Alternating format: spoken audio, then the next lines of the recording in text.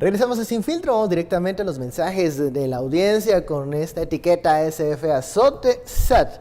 Víctor nos dice, ¿en qué se gastan lo recaudado entonces? ¿No se ve nada de obra o acaso es para las cuentas de ministros y Jimmy? Bueno, él pregunta, tiene esta duda Víctor. Carlos nos dice, SF Azote SAT, profe, ¿cómo está el proyecto de partidos políticos en Latinoamérica? ¿Lo cambiamos o va así?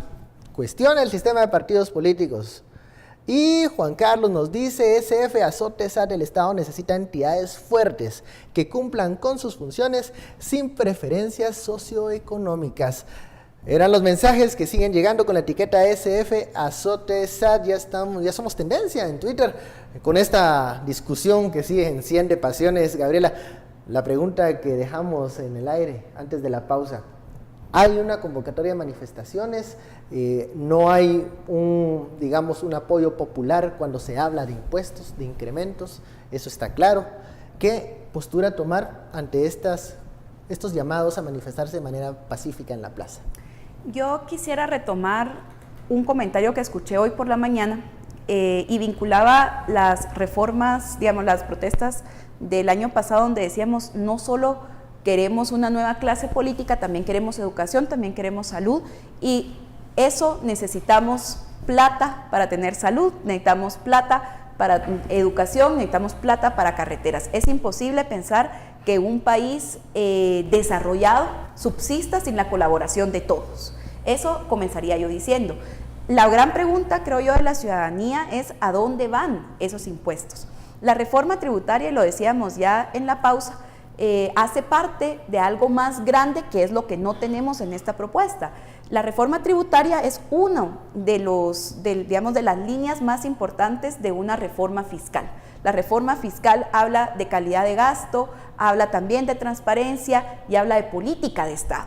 Pero no podemos estar cambiando las reformas o teniendo reformas tributarias cada 3, 4 años. Con cada gobierno pareciera que tenemos una nueva reforma tributaria. Como que es prueba y error, ¿no? Correcto. Sin embargo, yo creo que no todos estamos en la misma sintonía a la hora de la propuesta. Yo creo que la convocatoria de este sábado es decir, no queremos más impuestos porque solo no queremos pagar más.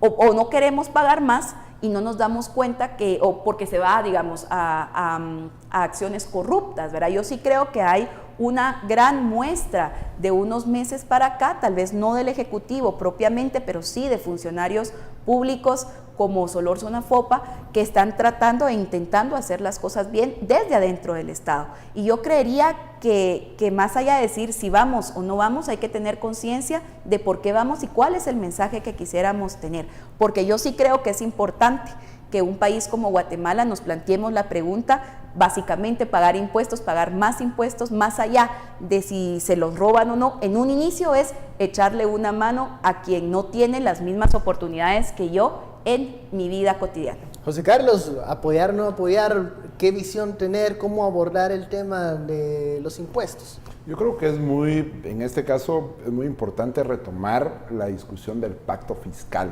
integral. Es decir, Gaby planteó muy bien los 3 carriles: ingresos, calidad del gasto, transparencia y prioridades.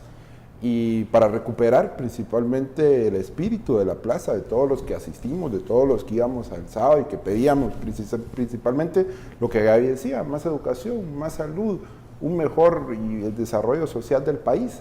Eso en términos concretos necesita una fuerte inversión del Estado, fortalecer la institucionalidad pública. Y cuando hablamos de fortalecer la institucionalidad pública, no solo estamos hablando de recursos, también estamos hablando de procesos de transparencia.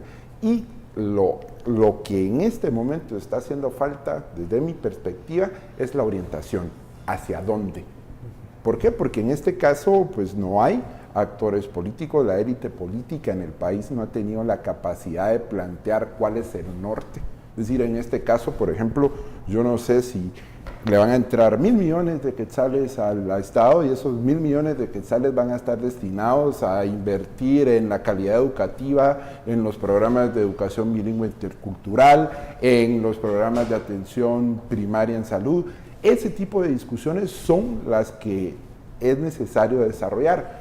Diagnosticados estamos, Sabemos problemas cuál es ya la sabemos situación. cuáles son. Sí, pero ahora lo que necesitamos es decir, bueno, señores, esta es la situación, necesitamos recursos y para allá como país vamos acá, establecer 5 prioridades estratégicas, tener metas en el corto, mediano y largo plazo y asumir compromisos y acuerdos como país. Y esa discusión creo yo que sí es importante reconocer que la tiene que tener el Estado y la sociedad civil en su conjunto. No podemos dejar de nuevo que el sector empresarial o el sector privado tenga y motive y sobre todo dirija esa discusión en Guatemala. No podemos permitir que de nuevo personas muy cercanas a esos a los que han azotado la SAT sean los que sigan diciendo y planteando las prioridades de hacia dónde se va el gasto. De ahí que sí crea yo que la crítica a la posibilidad de una nueva reforma tributaria sea válida siempre y siempre sí, si va de esta forma, pero no de la búsqueda, digamos, de que las prioridades, y lo vuelvo a decir porque a mí me crea mucha roncha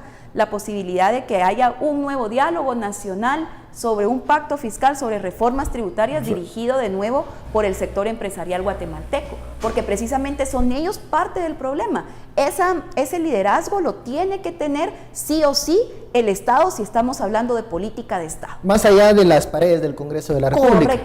Correctamente. Y es algo que yo creo que a partir del ejemplo que se ha tenido desde el diálogo nacional por las reformas de justicia, estamos en la capacidad de hacer. A mí me encantaría ver a los mismos sectores que han estado discutiendo las reformas al sector justicia, ampliado a esos sectores que se ven involucrados en mesas de